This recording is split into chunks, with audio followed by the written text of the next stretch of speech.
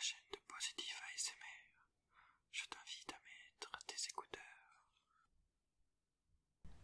Je vais vous lire pour première lecture le manuel du gris de la lumière de Paulo Coelho, que j'aime beaucoup.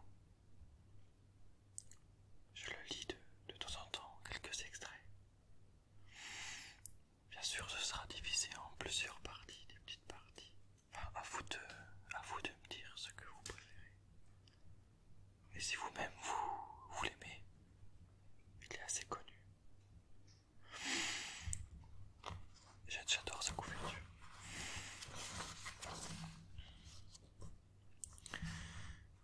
J'aime aussi l'alchimiste.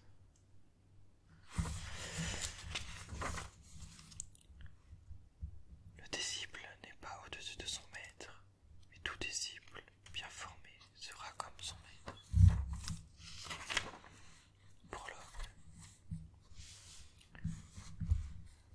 De la plage, à l'est du village, on aperçoit une île où se dresse un temple gigantesque, en d'innombrables cloches, dit la femme. Le petit garçon ne l'avait jamais vue dans les environs. Il remarqua qu'elle portait des vêtements étranges et qu'un voile recouvrait ses cheveux. « Connais-tu ce temple » lui demanda-t-elle. « Va le voir, et tu me diras comment tu le trouves. » Séduit par la beauté de la femme, l'enfant se conduit à l'endroit indiqué. Assis sur le sable, il scruta l'horizon, mais ne vit que le spectacle auquel il était habitué, le ciel bleu qui se mêlait à l'océan. Déçu, il marcha jusqu'au hameau voisin, et il demanda aux pêcheurs s'ils avaient entendu parler d'une île et d'un temple. Oui, il y a très longtemps, à l'époque où 6 mois.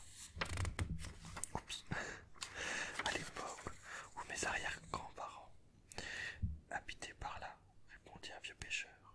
Mais un tremblement de terre s'est produit, et l'île a été engloutie. Pourtant, même si nous ne pouvons plus la voir, il nous arrive encore d'entendre les cloches du temple.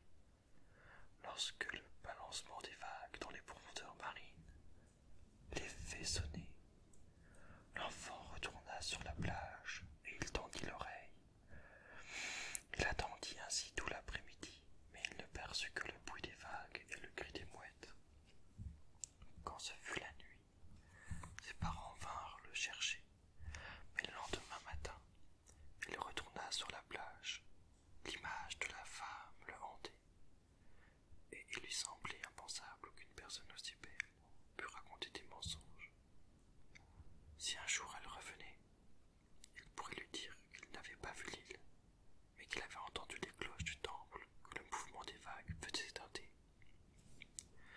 Ainsi passèrent des mois. La femme ne revint pas, et le gamin l'oublia. Mais il se souvenait qu'il y avait un temple sous l'eau, et un temple renferme toujours des richesses et des trésors. S'il entendait les cloches, l'enfant aurait la certitude que les pêcheurs avaient dit la vérité. Aussi, quand il serait grand, il pourrait rassembler assez d'argent pour monter une expédition et découvrir le trésor caché. Il ne s'intéressait plus à l'école ni à ses camarades. Il devint le sujet des plaisanteries favoris des autres enfants, qui répétaient « Il n'est plus comme nous, il préfère rester face à la mer, et il évite de jouer avec nous parce qu'il a peur de perdre. » Et tous riaient en voyant le gamin assis au bord de la plage.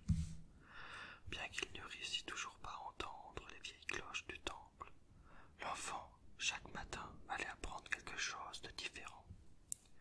D'abord, il découvrit que, à force de percevoir leurs rumeurs, il ne se laissait plus distraire par les vagues. Peu après, il s'habitua aussi au cri des mouettes, au bourdonnement des abeilles, au vent qui faisait claquer les feuilles des palmiers.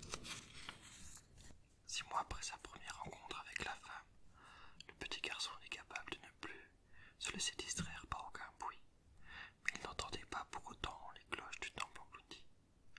D'autres pêcheurs étaient venus lui parler. Nous les entendons, affirmait-il avec insistance. Mais le gamin n'y parvenait pas. Quelque temps après, les propos des pêcheurs changèrent. Tu te préoccupes trop.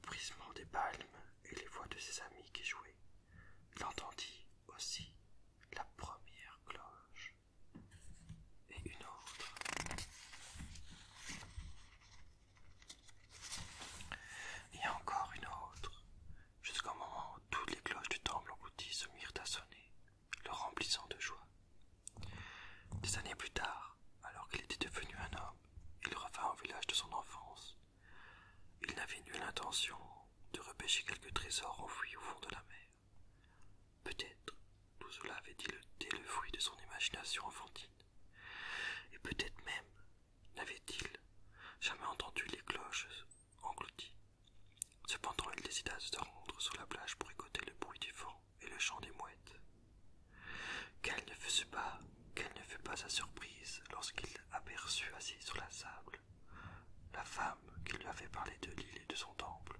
« Que fais-tu ici » demanda-t-il. « Je t'attendais. » Bien que de nombreuses années eussent passé, elle avait toujours la même apparence, le même voile dissimulé. Ses cheveux, ils ne paraissaient pas abîmés par le temps. Elle lui tendit un cahier bleu dont les feuilles étaient vierges. Écrit.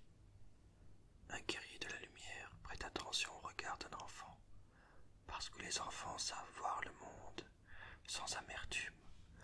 Lorsqu'ils désirent savoir si une personne est digne de confiance, ils la regardent avec les yeux d'un enfant. Qu'est-ce qu'un guerrier de la lumière?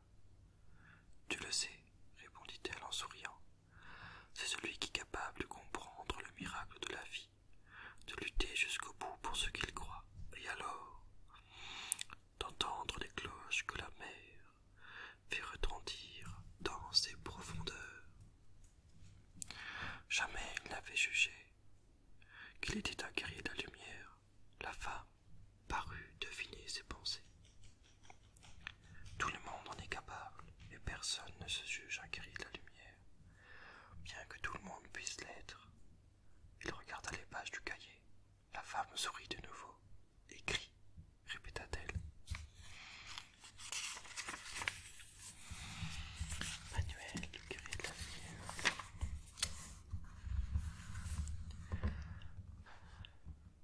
Un guerrier de la lumière n'oublie jamais la gratitude. Au cours de la lutte, les anges l'ont aidé. Les forces célestes ont mis chaque chose à sa juste place et ont permis au guerrier de donner le meilleur de lui-même. Ses compagnons commandent. Comme il a de la chance, et le guerrier obtient parfois beaucoup plus que ses seules capacités lui autorisent. Alors que le soleil se couche, il s'agenouille et remercie le manteau protecteur qui l'entoure.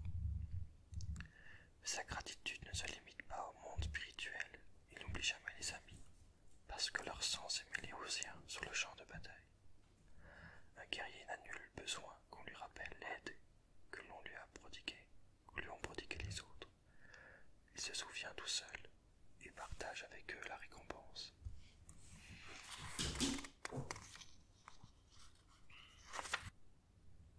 Tous les chemins du monde mènent au cœur du guerrier. Il s'immerge sans hésiter dans le fleuve de passion qui traverse sa vie. Le guerrier sait qu'il est libre de choisir ce qu'il désire.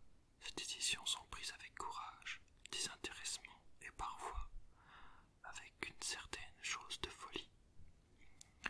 Il accepte ses passions et en jouit intensément. Il sait qu'il n'est pas nécessaire de renoncer à l'enthousiasme des conquêtes.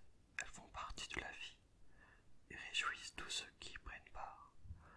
Mais il ne perd jamais de vue les choses durables et les liens solides qui se sont créés au fil du temps. Un guerrier sait distinguer ce qui est passager de ce qui est définitif.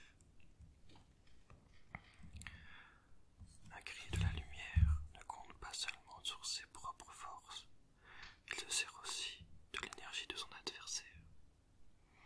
Lorsque commence le combat, tout ce qu'il possède, c'est son enthousiasme et l'art des coups qu'il a appris à l'entraînement. Au fur et à mesure que la lutte se déroule, il découvre que l'enthousiasme et l'entraînement ne suffisent pas pour vaincre.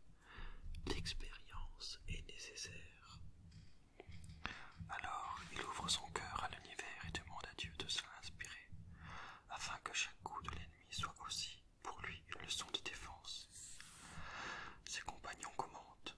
Comme il est superstitieux, il a interrompu la lutte pour prier et respecte les ruses de l'adversaire. Le guerrier de la lumière ne répond pas à ses provocations. Il sait que,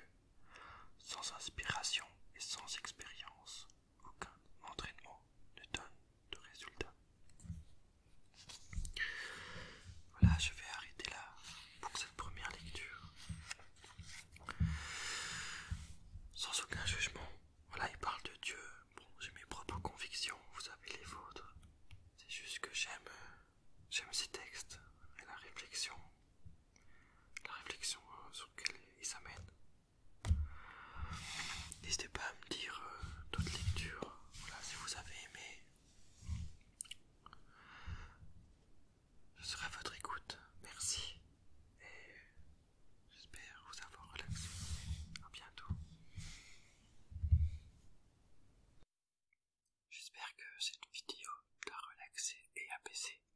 Je t'invite à l'aimer et à me partager des commentaires et suggestions. Si tu souhaites t'abonner, clique sur le bouton. Et n'oublie pas, positif